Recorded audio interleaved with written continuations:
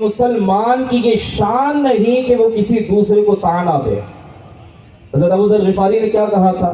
صرف اتنا ہی کہا تھا جو کہ حقیقت پر مبنی تھا، تم بھی گالے تمہاری ماں بھی گالی، اتنا ہی کہا تھا نا، اور یہ ریئلٹی تھی، حقیقت تھی۔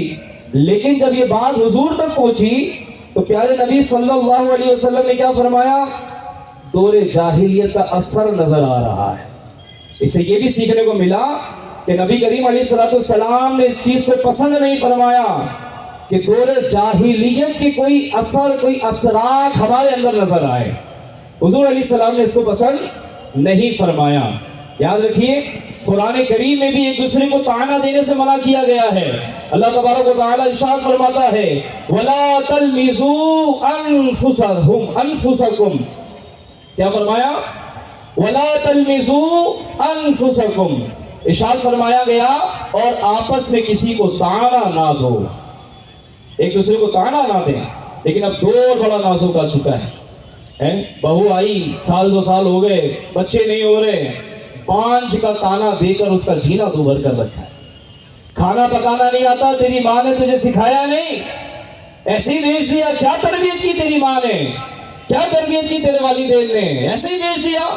طعنے دیتے ہیں، کبھی بہو شوہر کو طعنہ دے رہی ہوتی ہے، بیوی شوہر کو طعنہ دے رہی ہوتی ہے، کیا کیا ہے میرے لیے، دیکھو تمہارا فلاں دوست نے اپنی بیوی کے لیے بہترین جو ہے وہ زیور بنوا دیا، ویک آف پر کھانے جاتے ہیں، گھومنے جاتے ہیں، سال میں فلاں ٹرپ کرتے ہیں، اور آپ ہو کہ مجھے چار دیواری میں بند کر کے رکھا ہوا ہے۔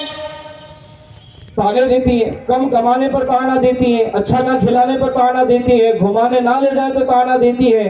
اگر ایسی اسلامی بہنوں تک میری آواز پہنچ رہی ہے تو انہیں اپنی سعادت کو چینج کرنا چاہیے، کیونکہ مرد کے مقابلے میں عورتیں طعنہ دینے میں زیادہ ایکسپرٹ ہیں، ایسی منچ چکی ہوتی ہیں کہ بیٹھ کر دو گھنٹے ادھر ادھر کی باتیں کرنے میں ٹائم ہی نہیں لگتا ہے، ان کو پتہ ہی نہیں چلتا 2 گھنٹے تو کیسے نکل گئے۔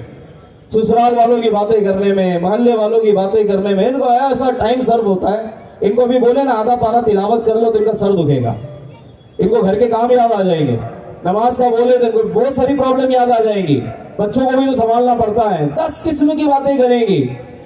لیکن اللہ کی پناہ، گناہ کرنے میں، طعنے دینے میں، ادھر ادھر کی باتیں کرنے میں، فضول گپ شپ کرنے میں ٹائم لگتا ہے، اس کا احساس ہی نہیں ہوتا۔ اسی طرح کوئی سنتوں پر عمل کر رہا ہے، سنتوں پر لباس اپنا لیا، اس نے کھانا پینا رہنا اپنا لائف سٹائل ہی سنتوں کے مطابق ڈھال لیا، اب لوگ اس کو طعنے کرتے ہیں، ہاں صاحب ہیں اب تو پورے مولانا بن گئے آپ۔ بھائی اچھا ہے نا، ہم نے نبی کریم کا کلمہ پڑھا ہے، ہم نے کسی ہیرو اور ایکٹر کا کلمہ تھوڑی پڑھا ہے، ہم تو حضور کی اداؤں کو ادا کریں گے نا بھائی، جن کا کلمہ پڑھا ہے انہی کی ادا کو ادا کریں گے، اور انہی کے پیچھے انشاءاللہ یہ نعرہ لگاتے ہوئے جائیں گے، خلد میں ہوگا ہمارا داخلہ اس شان سے، یا رسول اللہ کا نعرہ لگاتے جائیں گے کہ انشاءاللہ عز و جل۔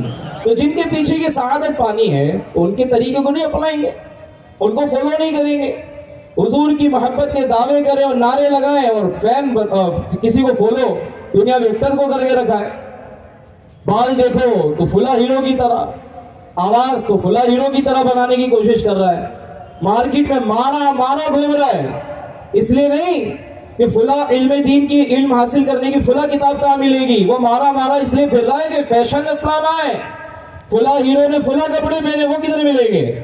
ہمارا حال بے حال ہو رہا ہے میرے پیارے اسلامی بھائیوں، طعنے دیتے لوگ سنتوں پر عمل کرنے والے، کوئی غریب ہے اس کو غریبی کا طعنہ دیتے ہیں، کوئی ٹھیلا لگاتا ہے اس کو ٹھیلا لگانے پہ طعنہ دیتے ہیں، کوئی کم عقل ہے اس پر طعنہ، یعنی اس کا حافظہ کمزور ہے بات بھول جاتا ہے اس پر طعنے دے رہے ہوتے ہیں، کسی کو معذوری کی وجہ سے، کوئی پیر سے معذور ہے تو طعنہ دے رہے ہیں، کوئی ہاتھ سے معذور ہے تو طعنہ دے رہے ہیں، کوئی کالا ہے تو طعنہ دے رہے ہیں، کوئی موٹا ہے تو طعنہ دے رہے ہیں، کوئی لمبا ہے تو طعنہ دے رہے ہیں۔ کیا ہو گیا ہمیں؟ حالانکہ قرآن نے ہمیں منع کر دیا وَلَا تَلْمِزُوا أَنفُسَكُمْ، ایک دوسرے کو طعنہ نہ دو۔ قرآن نے جس سے منع کیا ہم اسی طرف جا رہے ہیں۔ اسلامی تعلیمات کا خیال رکھے۔ اسی طرح رسم و رواج کا کوئی معاملہ آتا ہے، اسپیشلی شادی کا موقع آتا ہے تو اس میں بے جا رسم و رواج ہمارے یہاں بہت سارے رائج ہیں، اس کا خیال رکھے۔ اس معاملے میں اسلام نے ہماری کیا تعلیمات، کیا ہمیں تعلیم دی ہے، کیا رہنمائی کی ہے۔ پرانے لوگ کرتے چلے آ رہے ہیں جناب، باپ داداؤں نے یہ کیا ہے اس لیے کرنا پڑتا ہے، یہ ویلڈ ریپلائی نہیں ہے، یہ ویلڈ ریپلائی نہیں ہے۔ جواب یہ ہونا چاہیے کہ ہمیں اس پر عمل کرنا چاہیے۔ کمزوریاں ہیں کمزوریاں دور کریں، غلطیاں ہیں غلطیوں کو صحیح کریں، انداز غلط ہے انداز صحیح کریں۔ شادی کر رہے بچے کے آخری گھر میں ایک آخری بچہ ہے، اب اسی کی شادی کر رہی ہے، تو یہ ضروری تو نہیں کہ گھر میں اب ایک آخری بچہ ہے، اس کی شادی کرنی تو جناب ڈی جے بجائیں، گانے بجائیں، آتش بازی کریں، جناب عورتوں کو نچوائیں اور وہ باقاعدہ پوری ٹیم بلائیں ناچنے گانے والوں کی۔ یہ سارا انداز ایک مسلمان کا نہیں ہوتا، اس کو سمجھنا ہوگا ہمیں۔ اور یاد رکھیے کہ جب یہ ہوتا ہے تو پھر گھر میں بہت کچھ ہوتا ہے، اللہ نہ کرے میاں بیوی میں چند دنوں کے بعد طلاق ہو جاتی ہے، انبل ہو جاتی ہے، جھگڑے ہو رہے ہوتے ہیں، بچہ عیبدار پیدا ہو جاتا ہے، آگے بہت سے مسائل پیدا ہوتے ہیں۔ کہیں نہ کہیں شریعت کے خلاف عمل کرنے، سنتوں کے خلاف عمل کرنے کا یہ کہیں نہ کہیں سبب بن جاتا ہے۔ میرے پیارے و محترم اسلامی بھائیو، اس کے علاوہ ایک بڑی خوبصورت مثال دے کر اپنے بیان کے اختتام کی طرف لیتا ہوں۔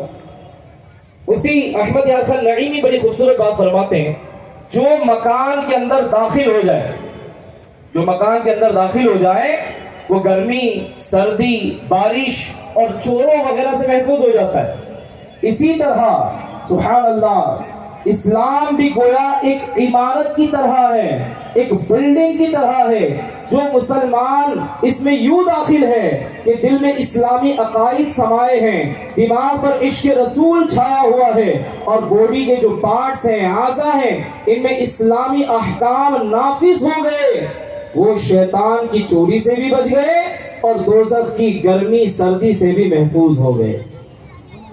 کتنی خوبصورت مثال کے ذریعے سمجھا دی ہے۔ عقل مندوں کے لیے تو اتنا اشارہ ہی کافی ہے کہ وہ ان باتوں کو ذہن میں رکھتے ہوئے آگے بڑھے۔